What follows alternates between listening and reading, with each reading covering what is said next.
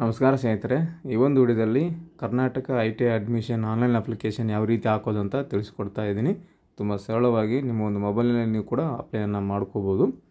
ಇದಕ್ಕೆ ಬೇಕಾದಂಥ document Aadhaar card, SLC marks card, caste income, Kalyana Karnataka certificate, Kannada ಮಾಧ್ಯಮ, ಗ್ರಾಮೀಣ ಮಾಧ್ಯಮ ಇವೆಲ್ಲ ಇದ್ದರೂ ಕೂಡ ನೀವು ಅಪ್ಲಿಕೇಶನ್ ಹಾಕೋಬೋದು. ಬನ್ನಿ ವಿಡಿಯೋನ ಸ್ಟಾರ್ಟ್ ಮಾಡೋಣ. ಮೊದಲಿಗೆ ಗೂಗಲ್ ಸರ್ಚಲ್ಲಿ www.citekarnataka.gov.in ಅಂತ ಸರ್ಚ್ ಮಾಡಿ. ಈ ಒಂದು ವೆಬ್ಸೈಟ್ ಲಿಂಕನ್ನು ಡಿಸ್ಕ್ರಿಪ್ಷನಲ್ಲಿ ಕೂಡ ಕೊಟ್ಟಿರ್ತೀನಿ, ನೋಡ್ಕೊಳ್ಳಿ. ಅಧಿಕೃತವಂಥ ವೆಬ್ಸೈಟು. ITI ಅಡ್ಮಿಷನ್ ಮಾಡಬೇಕಂದ್ರೆ ಇದೇ ಒಂದು ವೆಬ್ಸೈಟ್ನಲ್ಲಿ ಅಪ್ಲೈ ಮಾಡೋದಿರುತ್ತೆ. ಸರ್ಚ್ ಕೊಟ್ಟ ನಂತರ ನಿಮಗೆ ಈ ರೀತಿಯಾಗಿ ಬರುತ್ತೆ.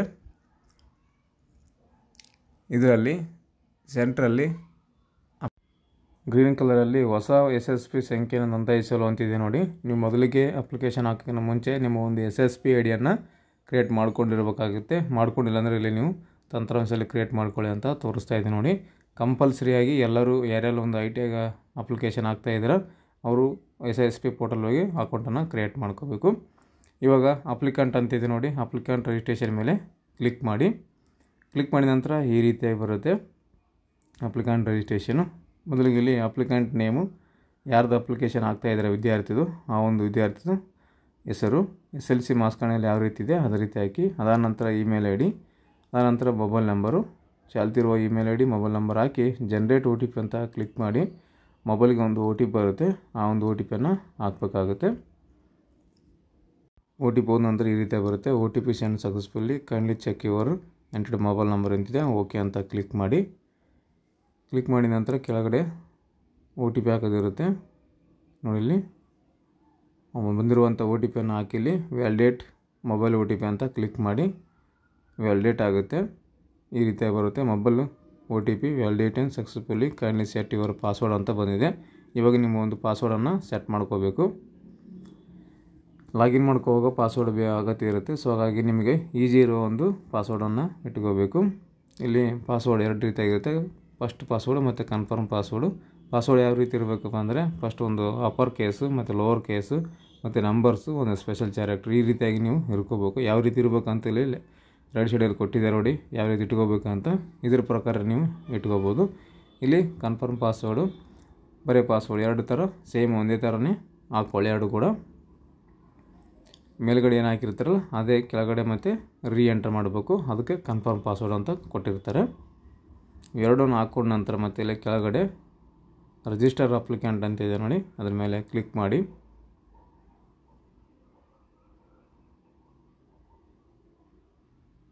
ಕ್ಲಿಕ್ ಮಾಡಿದ ನಂತರ ಈ ರೀತಿಯಾಗಿ ಬರುತ್ತೆ applicant register successfully, use register mobile number ಕೂಡ ತೋರಿಸ್ತದೆ. Login and submit the online application form ಅಂತಿದೆ. ಓಕೆ ಅಂತ ಕ್ಲಿಕ್ ಮಾಡಿ. ಕ್ಲಿಕ್ ಮಾಡಿ ಸ್ವಲ್ಪ ಲೋಡಿಂಗ್ ತೊಗೊಂಡು ಮತ್ತು ಹೋಮ್ ಪೇಜಿಗೆ ಬರುತ್ತೆ. ಮತ್ತು ಇದರಲ್ಲಿ ಮೇಲುಗಡೆ ಲಾಗಿನ್ ಅಂತ ಏನು ಕಾಣ್ತಾ ಇದೆ ನೋಡಿ, ಈ ಒಂದು ಲಾಗಿನ್ ಬಟನ್ ಮೇಲೆ ಕ್ಲಿಕ್ ಮಾಡಿ. ಮಾಡಿದ ನಂತರ ಈ ರೀತಿಯಾಗಿ ಬರುತ್ತೆ ಎರಡು ಟೈಪು, ಲಾಗಿನ್ ಟೈಪು, ಡಿಪಾರ್ಟ್ಮೆಂಟು ಮತ್ತು ಅಪ್ಲಿಕೆಂಟ್ ಅಂತ ಎರಡು ಥರ ಇದೆ. ಸೊ ನಾವಿಲ್ಲಿ ಅಪ್ಲಿಕೆಂಟ್ ಇದ್ದೀವಿ, ಸೊ ಹಾಗಾಗಿ ಅಪ್ಲಿಕೆಂಟ್ ಮೇಲೆ ಕ್ಲಿಕ್ ಮಾಡಬೇಕು. ಮಾಡಿದ ನಂತರ ಈ ರೀತಿಯಾಗಿ ಬರುತ್ತೆ. ಇಲ್ಲಿ ಎಂಟರ್ ಮೊಬೈಲ್ ನಂಬರ್ ಅಂತಿದೆ. ಇಲ್ಲಿ ಮೊಬೈಲ್ ನಂಬರ್ ಹಾಕಿ ಕೆಳಗಡೆ ಪಾಸ್ವರ್ಡ್ ಇಟ್ಟಿರ್ತಾರಲ್ಲ ಆ ಒಂದು ಪಾಸ್ವರ್ಡ್ ಹಾಕಬೇಕು. ಅನಂತರ ಕ್ಯಾಪ್ಚರ್ ಕೋಡ್ ಮೇಲ್ಗಡೆ ಕಾಣ್ತಾ ಇದೆ, ಆ ಒಂದು ಕ್ಯಾಪ್ಚರ್ ಕೋಡ್ ಹಾಕಿಸಿ ಲಾಗಿನ್ ಅಂತ ಕ್ಲಿಕ್ ಮಾಡಿ. ಲಾಗಿನ್ ಅಂತ ಕ್ಲಿಕ್ ಮಾಡಿದ ನಂತರ ನಿಮಗೆ ಈ ರೀತಿಯಾಗಿ ಲಾಗಿನ್ ಆಗುತ್ತೆ. ಮೇಲ್ಗಡೆ ನಿಮ್ಮ ಒಂದು ಹೆಸರು ಬಂದಿರುತ್ತೆ ನೋಡಿ, ಅಪ್ಲಿಕೆಂಟ್ ಅಂತ ಏನು ಕಾಣ್ತಾ ಇದೆಯಲ್ಲ ಅದ್ರ ಮೇಲೆ ಕ್ಲಿಕ್ ಮಾಡಿದರೆ ಈ ರೀತಿಯಾಗಿ ಬರುತ್ತೆ ಅಪ್ಲಿಕೇಶನ್ ಫಾರ್ಮ್ ಅಂತ. ಅದರ ಮೇಲೆ ಕ್ಲಿಕ್ ಮಾಡಿ. ಕ್ಲಿಕ್ ಮಾಡಿ ಸ್ವಲ್ಪ ಲೋಡಿಂಗ್ ತೊಗೊಂಡು ನಿಮಗೆ ಈ ರೀತಿಯಾಗಿ ಬರುತ್ತೆ ಅಪ್ಲಿಕೇಶನ್ ಫಾರ್ಮು. ಇಲ್ಲಿ ಯಾವ್ಯಾವ studied in Karnataka for minimum 5 years ಅಂತ ಬಂದಿದೆ. 5 ವರ್ಷದವರೆಗೂ ನೀವು ಕರ್ನಾಟಕದಲ್ಲಿ ಸ್ಟಡಿ ಮಾಡಿದ್ದೀರಾ ಅಂತ ಕೇಳ್ತಾ ಇದೆ. ಸೊ ಇಲ್ಲಿ ಎಸ್ ಅಂತ ಕ್ಲಿಕ್ ಮಾಡಿ. 5 ವರ್ಷ ನೀವು ಕರ್ನಾಟಕದಲ್ಲಿ ಸ್ಟಡಿ ಮಾಡಿದರೆ ಎಸ್ ಅಂತ ಕೊಡಬೇಕು, ಇಲ್ಲ ಆಗಿದ್ದಿಲ್ಲ ಅಂದರೆ ನೋ ಅಂತ ಕ್ಲಿಕ್ ಮಾಡಬೇಕು. ಅದಾದ ನಂತರ ಇಲ್ಲಿ application form details, please all save section individually to submit application form ಅಂತ ಕೊಟ್ಟಿದ್ದಾರೆ. ಎಲ್ಲ ಒಂದು ಡೀಟೇಲ್ಸು ಕಾಲಮ್ಗಳು ಸಪ್ರೇಟಾಗಿ ನೀವು ಇಂಡಿವಿಜುವಲಾಗಿ ಸೇವ್ ಅಂತಲೇ ಕೊಡಬೇಕಂತ ಕೊಟ್ಟಿದ್ದಾರೆ. ಮೊದಲಿಗೆ ಇಲ್ಲಿ select the board type KSSEB state board, first ಒಂದು ಸೆಲೆಕ್ಟ್ ಮಾಡಿ.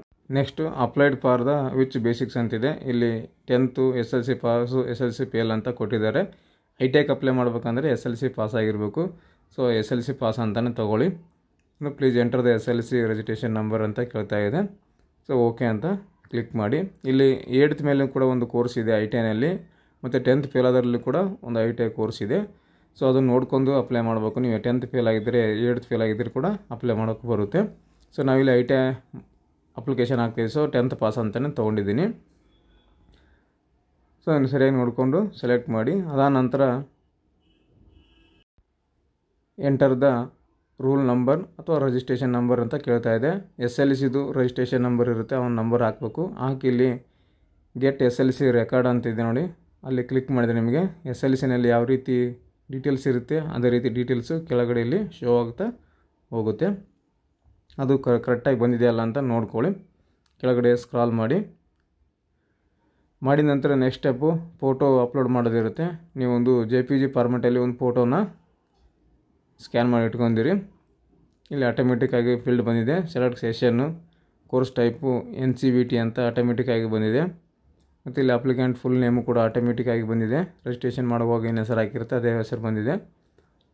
ಇಲ್ಲಿ ಫೋಟೋ ಏನು ಕೊಳ್ತಾ ಇದೆ ನೋಡಿ, ಅಪ್ಲೋಡ್ ಫೋಟೋ JPG ಫಾರ್ಮೆಟಲ್ಲಿ 25 KB ಇಂದ 50 KB ಒಳಗಡೆ ಸ್ಕ್ಯಾನ್ ಮಾಡಿಕೊಂಡು ಅಪ್ಲೋಡನ್ನು ಮಾಡಬೇಕು. ಚೂಸ್ ಫೈಲ್ ಅಂತಿದೆ ನೋಡಿ, ಅದನ್ನು ಸೆಲೆಕ್ಟ್ ಮಾಡಿದರೆ ನಿಮಗೆ ಅಪ್ಲೋಡ್ ಕೇಳುತ್ತೆ. ಅಪ್ಲೋಡನ್ನು ಮಾಡ್ಕೊಳ್ಳಿ. ಮಾಡಿದ ನಂತರ ಮತ್ತೆ ಕೆಳಗಡೆ ಸ್ಕ್ರಾಲ್ ಮಾಡಿ.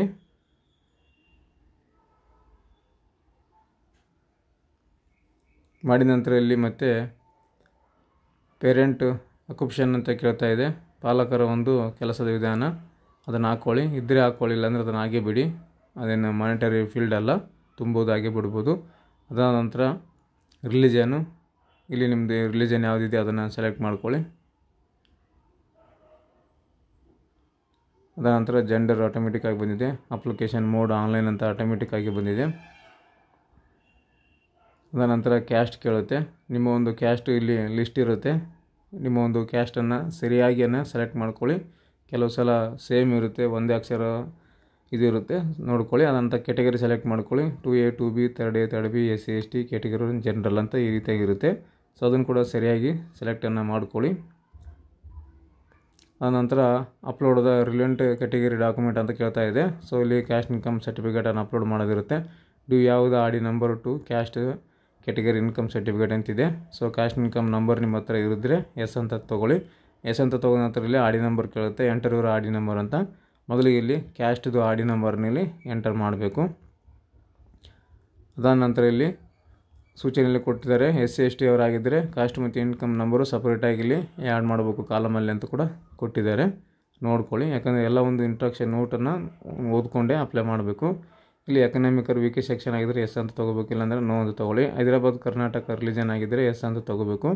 ಇಲ್ಲಿ ಅಪ್ಲೋಡ್ ಮಾಡಬೇಕಂತ ಕೇಳ್ತಾ ಇದೆ. ಓಕೆ ಅಂತ ಕ್ಲಿಕ್ ಮಾಡಿ. ಅದಾದ ನಂತರ ಇಲ್ಲಿ ಹೈದರಾಬಾದ್ ಕರ್ನಾಟಕದ್ದು ಆಡಿ ನಂಬರ್ ಕೇಳ್ತಾ ಇದೆ. ಸೊ ಆಡಿ ನಂಬರ್ನ ಇಲ್ಲಿ ಹಾಕಬೇಕು. ಕಲ್ಯಾಣ ಕರ್ನಾಟಕ ಆಡಿ ನಂಬರು.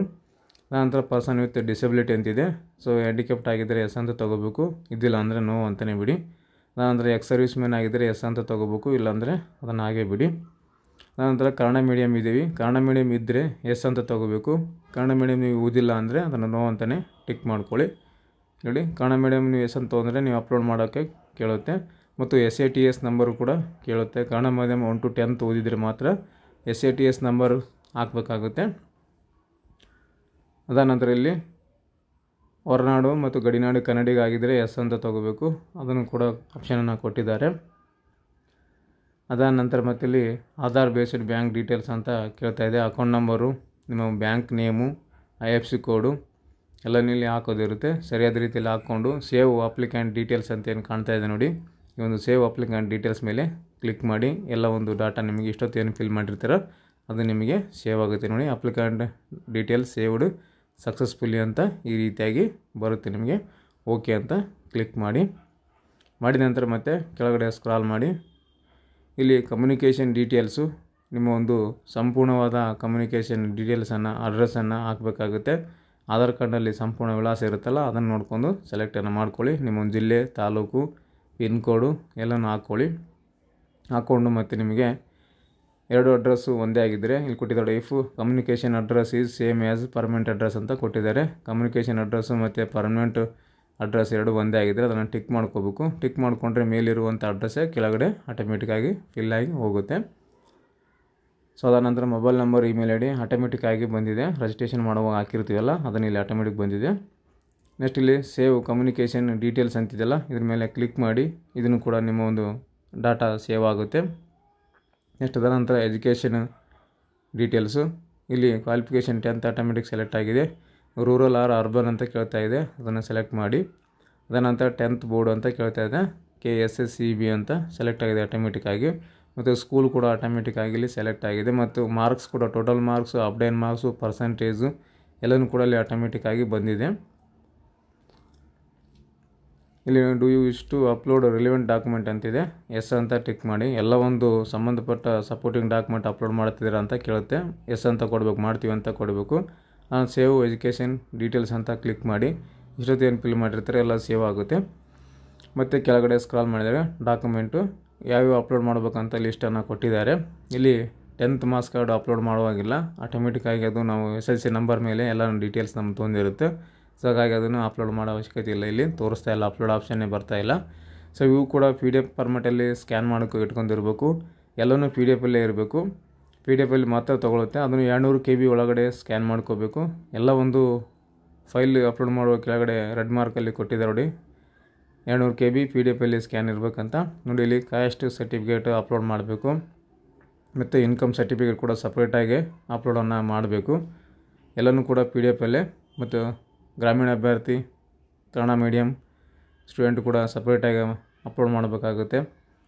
ಮತ್ತು study certificate, Hyderabad Karnataka certificate, person with disability certificate, ex service men, ಈ ರೀತಿಯಾಗಿ ಎಲ್ಲ ಒಂದು ಇಲ್ಲಿ ಕೊಟ್ಟಿದ್ದಾರೆ. ಎಲ್ಲಸು ಅಪ್ಲೋಡ್ ಮಾಡ್ಕೊಳ್ಳಿ, PDF ಸ್ಕ್ಯಾನಲ್ಲಿ ಮಾಡ್ಕೊಂಡು ಅಪ್ಲೋಡನ್ನು ಮಾಡಿಕೊಂಡು ಸೇವ್ ಡಾಕ್ಯುಮೆಂಟ್ ಡೀಟೇಲ್ಸ್ ಅಂತಿದೆ ನೋಡಿ, ಅದನ್ನು ಸೇವ್ ಮಾಡಿದರೆ ನಿಮಗೆ ಡಾಟಾ ಸೇವ್ ಆಗುತ್ತೆ. ಅದಾದ ನಂತರ ಇಲ್ಲಿ ಡಾಕ್ಯುಮೆಂಟ್ ವೆರಿಫಿಕೇಷನ್ ಸೆಂಟರು, ನೀವೊಂದು IT ಅಪ್ಲೈ ಮಾಡಿದ ನಂತರ ಯಾವೊಂದು ಜಿಲ್ಲೆ ತಾಲೂಕಿನಲ್ಲಿ ಡಾಕ್ಯುಮೆಂಟ್ ವೆರಿಫಿಕೇಷನ್ ಮಾಡ್ಕೊತೀರ ಆ ಒಂದು ಡಿಸ್ಟಿಕನ್ನು ಸೆಲೆಕ್ಟ್ ಮಾಡ್ಕೊಳ್ಳಿ. ಡಿಸ್ಟಿಕ್ ಸೆಲೆಕ್ಟ್ ಮಾಡ್ಕೊಂಡ ನಂತರ ಇಲ್ಲಿ ಇನ್ಸ್ಟಿಟ್ಯೂಟ್ ಕೇಳುತ್ತೆ, ಯಾವೊಂದು ಇನ್ಸ್ಟಿಟ್ಯೂಟಲ್ಲಿ ಹೋಗಿ ನೀವು ಡಾಕ್ಯುಮೆಂಟ್ ವೆರಿಫಿಕೇಷನ್ ಕೊಡ್ತೀರ ಅಂತೇಳಿ ಗೌರ್ಮೆಂಟ್ ITI ಕಾಲೇಜುಗಳ ಹೆಸರು ತೋರಿಸುತ್ತೆ. ನಿಮಗೆ ಯಾವುದು ನಿಯರೆಸ್ಟ್ ಆಗುತ್ತೆ ಅದನ್ನು ಇಲ್ಲಿ ನೀವು ಸೆಲೆಕ್ಟನ್ನು ಮಾಡ್ಕೋಬೇಕು. ಸೆಲೆಕ್ಟ್ ಮಾಡ್ಕೊಂಡ ನಂತರ ಮತ್ತೆ ನಿಮಗೆ ಸೇವ್ ವೆರಿಫಿಕೇಷನ್ ಸೆಂಟರ್ ಡೀಟೇಲ್ಸ್ ಅಂತಿದೆ ನೋಡಿ, ಅದನ್ನು ಕ್ಲಿಕ್ ಮಾಡ್ಕೊಳ್ಳಿ. ಇದು ಕೂಡ ಡಾಟಾ ಸೇವ್ ಆಗುತ್ತೆ. ಓಕೆ ಅಂತ ಕ್ಲಿಕ್ ಮಾಡಿ. ನೆಕ್ಸ್ಟ್ ಅದಾದ ನಂತರ ಇನ್ಸ್ಟಿಟ್ಯೂಟ್ ಪ್ರಿಫರೆನ್ಸ್ ಡೀಟೇಲ್ಸ್ ಅಂತ ಕೇಳ್ತಾ ಇದೆ. ಇಲ್ಲಿ 5 ಪ್ರಿಫರೆನ್ಸನ್ನು ಕೊಟ್ಟಿದ್ದಾರೆ ನಿಮಗೆ. ITI government ITI college preference 5 ಕೊಡಬೇಕು. ಮೊದಲಿಗೆ ಡಿಸ್ಟಿಕ್ಕು, ಆಮೇಲೆ ತಾಲೂಕು, ಆಮೇಲೆ ಇನ್ಸ್ಟಿಟ್ಯೂಟು. ನೀವು ತಾಲೂಕು ಸೆಲೆಕ್ಟ್ ಮಾಡಿಕೊಂಡ್ರೆ ಆ ಒಂದು ತಾಲೂಕಿನಲ್ಲಿ ಗೌರ್ಮೆಂಟ್ ITI ಕಾಲೇಜ್ ಯಾವುದಿದೆ ಅದು ಬರುತ್ತೆ, ಅದನ್ನು ನೀವು ಇಲ್ಲಿ ತೊಗೋಬೇಕು. ಮತ್ತು ಟ್ರೇಡ್ ಕೇಳುತ್ತೆ, ಯಾವೊಂದು ಕೋರ್ಸ್ ನೀವು ಅಪ್ಲೈ ಮಾಡ್ತಾಯಿದ್ದೀರಾ ಆ ಒಂದು ಪ್ರಿಫರೆನ್ಸನ್ನು ಕೊಡಬೇಕು. ಫಸ್ಟ್ ಪ್ರಿಫರೆನ್ಸು ಯಾವೊಂದು ಕೋರ್ಸಿಗೆ ಯಾವೊಂದು ತಾಲೂಕಿಗೆ ಕೊಡ್ತಾಯಿದೆ ಅದನ್ನು ಕೊಡಬೇಕು. ಮತ್ತು ನೆಕ್ಸ್ಟ್ ಅದೇ ಥರ 2ನೇ ಪ್ರಿಫರೆನ್ಸು, ಅದು ಕೂಡ ಡಿಸ್ಟಿಕನ್ನು ಸೆಲೆಕ್ಟ್ ಮಾಡ್ಕೊಳ್ಳಿ. ಮತ್ತು ತಾಲೂಕು, ಇನ್ಸ್ಟಿಟ್ಯೂಟು ಸೇಮ್ ಎಲ್ಲನೂ 5 ಕೂಡ ಸೇಮೇ ಮಾಡಬೇಕು. ಅಂದರೆ ಬೇರೆ ಬೇರೆ ಜಿಲ್ಲೆ, ಬೇರೆ ಬೇರೆ ತಾಲೂಕಿಗೆ ಕೂಡ ನೀವು ಅಪ್ಲೈಯನ್ನು ಮಾಡ್ಬೋದು. ಅಂದರೆ ಪಕ್ಕದ ತಾಲೂಕು ITI ಕಾಲೇಜು ಕೂಡ ನೀವು ಅಪ್ಲೈಯನ್ನು ಮಾಡ್ಬೋದು. ಈ ರೀತಿಯಾಗಿ 5 ಪ್ರಿಫರೆನ್ಸನ್ನು ನೀವು ಸೆಲೆಕ್ಟ್ ಮಾಡ್ಕೋಬೇಕು. ಬೇರೆ ಬೇರೆ ಜಿಲ್ಲೆ ಮಾಡ್ಕೋಬೋದು ಅಥವಾ ಪಕ್ಕದ ಜಿಲ್ಲೆ ಎಲ್ಲಿಯಾದರೂ ಕೂಡ ಮಾಡ್ಕೋಬೋದು. 5 ಪ್ರಿಫರೆನ್ಸ್ ಕೊಡಬೇಕು. 5 ಜಿಲ್ಲೆ 5 ತಾಲೂಕಲ್ಲಿ ನೀವು ಅಪ್ಲೈಯನ್ನು ಮಾಡ್ಬೋದು, ಪ್ರಿಫರೆನ್ಸನ್ನು ಕೊಟ್ಕೋಬೋದು. ನೋಡಿ ಮಾಡ್ತಾಯಿದ್ದೀನಿ ನಾನು. ನಿಮಗೆ ಯಾವ್ದು ಬೇಕೋ ಅದನ್ನು ಸೆಲೆಕ್ಟನ್ನು ಮಾಡ್ಕೊಳ್ಳಿ. ಅದನ್ನು ಕ್ಯಾನ್ಸಲ್ ಮಾಡ್ಬೇಕಂದ್ರೆ ಆ್ಯಕ್ಷನಲ್ಲಿ ಇಂಟು ಮಾರ್ಕ್ ಇದೆ, ಅದನ್ನು ಮಾಡ್ಕೋಬೋದು. ಇನ್ನು ಎಕ್ಸ್ಟ್ರಾ ಬೇಕಂದರೆ ಆ್ಯಡ್ ಮೋರ್ ಪ್ರಿಫರೆನ್ಸ್ ಅಂತಿದೆ ನೋಡಿ, ಇದನ್ನು ಕ್ಲಿಕ್ ಮಾಡಿಕೊಂಡ್ರೆ ಇನ್ನೂ ಹೆಚ್ಚಿನ ಪ್ರಿಫರೆನ್ಸನ್ನು ನೀವು ಕೊಟ್ಕೋಬೋದು. ಮತ್ತು ನೆಕ್ಸ್ಟ್ ಇವಾಗ ಸೇವ್ ಇನ್ಸ್ಟಿಟ್ಯೂಟ್ ಪ್ರಿಫರೆನ್ಸ್ ಡೀಟೇಲ್ಸ್ ಅಂತಿದೆ, ಅದನ್ನು ಸೇವ್ ಮಾಡಿ. ಇದನ್ನು ಕೂಡ 5 ಪ್ರಿಫರೆನ್ಸ್ಗಳು ಸೇವ್ ಆಗುತ್ತೆ. ಕೆಳಗಡೆ ಇಲ್ಲಿ ಸಬ್ಮಿಟ್ ಅಂತ ಬರಬೇಕು. ಸಬ್ಮಿಟ್ ಅಂತ ಬಂದಿಲ್ಲ ಅಂದರೆ ಏನೋ ಮಿಸ್ಟೇಕ್ ಮಾಡಿದ್ದೀರಾ ಅಂತ ಅರ್ಥ ಆಗುತ್ತೆ. ಸೊ ಮೇಲಿಂದ ಮತ್ತು ಕೆಳಗಡೆ ಒಂದು ಸಲ ಚೆಕ್ ಮಾಡ್ಕೊಳ್ಳಿ, ಸಬ್ಮಿಟ್ ಅಂತ ಬರಬೇಕು. ಮೇಲೆ ಏನಾದರೂ ಬಿಟ್ಟಿದ್ದರೆ ನೀವು ಇಲ್ಲಿ ಸಬ್ಮಿಟ್ ಅಂತ ಬರೋದಿಲ್ಲ, ಏನಾದರೂ ಬಿಟ್ಟರೆ ಮಾತ್ರ ಸಬ್ಮಿಟ್ ಅಂತ ಬರೋದಿಲ್ಲ. ಸೊ ಎಲ್ಲನೂ ಫಿಲ್ ಆದ ನಂತರ ಸಬ್ಮಿಟ್ ಅಂತ ಬರುತ್ತೆ ಲಾಸ್ಟಲ್ಲಿ. ಸೊ ಇದನ್ನು ಕ್ಲಿಕ್ ಮಾಡಿ ಸಬ್ಮಿಟ್ ಅಂತ ನೋಡಿ. Are you sure you want to submit the application ಅಂತಿದೆ, ಎಸ್ ಅಂತ ಕ್ಲಿಕ್ ಮಾಡಿ. ಕ್ಲಿಕ್ ಮಾಡಿ ಸ್ವಲ್ಪ ಲೋಡಿಂಗ್ ತೊಗೊಳ್ತೇನೆ ನೋಡಿ. ಯುವರ್ ಅಪ್ಲಿಕೇಶನ್ ನಂಬರ್ ಅಂತ ಬಂದಿದೆ, ಈ ಒಂದು ನಂಬರನ್ನು ನೋಟ್ ಮಾಡ್ಕೊಳ್ಳಿ. Has been generated, your application submitted successfully ನೋಡಿ, ಈ ರೀತಿಯಾಗಿ ಬರಬೇಕು. Applicant should return the same mobile number, email ID, completion of AITT examination, please to the selected document verification center to verify your submitted documents along with original document verification fees 50 rupees ಅಂತಿದೆ. So ಎಲ್ಲ ಒಂದು original document ತೊಗೊಂಡು ನೀವು verification ಸೆಂಟ್ರಿಗೆ ಹೋಗ್ಬೇಕಂತ ಕೊಟ್ಟಿದ್ದಾರೆ. 50 ರೂಪಾಯಿ fees ಇರುತ್ತೆ. 50 ರೂಪಾಯಿ ಫೀಸನ್ನು ನೀವು ಅಲ್ಲೇ ಪೇ ಮಾಡ್ಬೇಕಂತ ಕೊಟ್ಟಿದ್ದಾರೆ. ಓಕೆ ಅಂತ ಕ್ಲಿಕ್ ಮಾಡಿದ ನಂತರ ನಿಮಗೆ ಈ ರೀತಿಯಾಗಿ ಬರುತ್ತೆ. ಅಪ್ಲಿಕೇಶನ್ ಸ್ಟೇಟಸಲ್ಲಿ ನಿಮಗೆ ಈ ರೀತಿಯಾಗಿ ಶೋ ಹೋಗುತ್ತೆ. Applicant name, application number, application submit date ಮತ್ತು ಇಲ್ಲಿ ಸ್ಟೇಟಸ್ ಕೂಡ ತೋರಿಸುತ್ತೆ. ರಿಮಾರ್ಕು, ಆ್ಯಕ್ಷನ್ ಎಲ್ಲ ಕೂಡ ಇರುತ್ತೆ. ನಮಗೆ ಇಲ್ಲಿ PDF ಬೇಕಾಗುತ್ತೆ. ಅಪ್ಲಿಕೇಶನ್ ಹಾಕಿರೋದು PDF ಬೇಕು. ಇಲ್ಲಿ PDF ಏನು ಕಾಣ್ತಾ ಇದೆ ನೋಡಿ, ಅಪ್ಲಿಕೇಶನ್ ಅಕ್ನಾಲೇಜ್ಮೆಂಟು, ಅದನ್ನು ಕ್ಲಿಕ್ ಮಾಡ್ಕೊಳ್ಳಿ. ಕ್ಲಿಕ್ ಮಾಡ್ಕೊಂಡ್ರೆ ಅಂತ ನಿಮಗೆ ಈ ರೀತಿಯಾಗಿ PDF ಓಪನ್ ಆಗುತ್ತೆ. ಎಲ್ಲನೂ ಮಾಹಿತಿ ಸರಿಯಾಗಿದೆ ಅಂತ ಒಂದು ಸಲ ನೋಡಿಕೊಂಡು ಈ ಒಂದು ಅಕ್ನಾಲೇಜ್ಮೆಂಟನ್ನು, ಸ್ವೀಕೃತಿಯನ್ನು ಒಂದು ಕಾಪಿ ನೀವು PDF ಸೇವ್ ಮಾಡ್ಕೋಬೇಕು. ಮತ್ತು ಪ್ರಿಂಟರ್ ನಿಮ್ಮ ಹತ್ರ ಇದ್ದರೆ ಡೈರೆಕ್ಟಾಗಿ ಒಂದು ಪ್ರಿಂಟನ್ನು ತಗೋಬೇಕಾಗುತ್ತೆ. ಇಲ್ಲಿ ಏನು ಇಷ್ಟೊತ್ತು ಫಿಲ್ ಮಾಡಿರ್ತೀರಿ ಎಲ್ಲ ಇದರಲ್ಲಿ ಬಂದಿರುತ್ತೆ. ಸೊ ಇಲ್ಲಿ ಪ್ರಿಂಟ್ ಅಂತ ಆಪ್ಷನ್ ಇದೆ ನೋಡಿ, ಈ ಒಂದು ಪ್ರಿಂಟ್ ಆಪ್ಷನ್ ಮೇಲೆ ಕ್ಲಿಕ್ ಮಾಡಿ. ಇಲ್ಲಿ ತಂದೆ ತಾಯಿ ಪೋಷಕರ ಸಹಿ ಮತ್ತು ನೀವು ವಿದ್ಯಾರ್ಥಿ ಸಹಿ ಇರುತ್ತೆ. ಇದರಲ್ಲಿ ಈ ಒಂದು ಸಹಿಯನ್ನು ಮಾಡ್ಕೋಬೇಕು ನೀವು, ಯಾಕಂದ್ರೆ ಡಾಕ್ಯುಮೆಂಟ್ ವೆರಿಫಿಕೇಷನಲ್ಲಿ ಇದು ನೀಡಿರುತ್ತೆ. ಸ್ನೇಹಿತರೆ, ಗೊತ್ತಾಗಿದೆ ಅನ್ಕೊತೀನಿ ಇಷ್ಟೊತ್ತು ಯಾವ ರೀತಿ ನಿಮಗೆ ಆನ್ಲೈನ್ ಮುಖಾಂತರ ಕರ್ನಾಟಕ IT ಅಡ್ಮಿಷನನ್ನು ತಿಳಿಸಿಕೊಟ್ಟಿದ್ದೀನಿ ಹಾಕೋದು. ಇದರಲ್ಲಿ ಏನಾದರೂ ನಿಮಗೆ ಗೊತ್ತಾಗಿಲ್ಲ ಅಂದರೆ, ಕೆಲವೊಂದು ಡೌಟ್ಸ್ಗಳಿದ್ದರೆ, ಯಾವೊಂದು ಕಾಲಮ್ನಲ್ಲಿ ನಿಮಗೆ ಯಾರು ಬರ್ತಾ ಇದ್ದರೆ ಸೊ ಅದನ್ನು ಕಮೆಂಟ್ ಮಾಡಿ, ಕಮೆಂಟಲ್ಲಿ ನಿಮಗೆ ಉತ್ತರವನ್ನು ಕೊಡ್ತೀನಿ ಅಂತ ಹೇಳ್ತಾ, ಹೆಚ್ಚಿನ ಮಾಹಿತಿ ಬೇಕು ಇನ್ನೊಂದು ನಿಮಗೆ ಡಿಸ್ಕ್ರಿಪ್ಷನಲ್ಲಿ ಕೂಡ Instagram ID ಕೊಟ್ಟಿರ್ತೀನಿ. ಅದರಲ್ಲಿ ಬಂದು ಕೂಡ ಮೆಸೇಜ್ ಮಾಡಿ ನೀವು ನಿಮ್ಮ ಒಂದು ಡೌಟ್ಸ್ಗಳನ್ನು, ಸಮಸ್ಯೆಗಳನ್ನು ಕ್ಲಿಯರನ್ನು ಮಾಡ್ಕೋಬೋದು ಅಂತ ಹೇಳ್ತಾ, ಈ ಒಂದು ವಿಡಿಯೋ ನಿಮಗೆ ಯೂಸ್ಫುಲ್ ಆಗಿದೆ ಅಂದ್ಕೊತೀನಿ. ವಿಡಿಯೋ ಇಷ್ಟ ಆದರೆ ಲೈಕ್ ಮಾಡಿ, ಏನಾದರೂ ಕೇಳಿದ್ರೆ ಕಮೆಂಟ್ ಮಾಡಿ ಅಂತ ಹೇಳ್ತಾ, ಥ್ಯಾಂಕ್ಸ್ ಫಾರ್ ದ ವಾಚಿಂಗ್.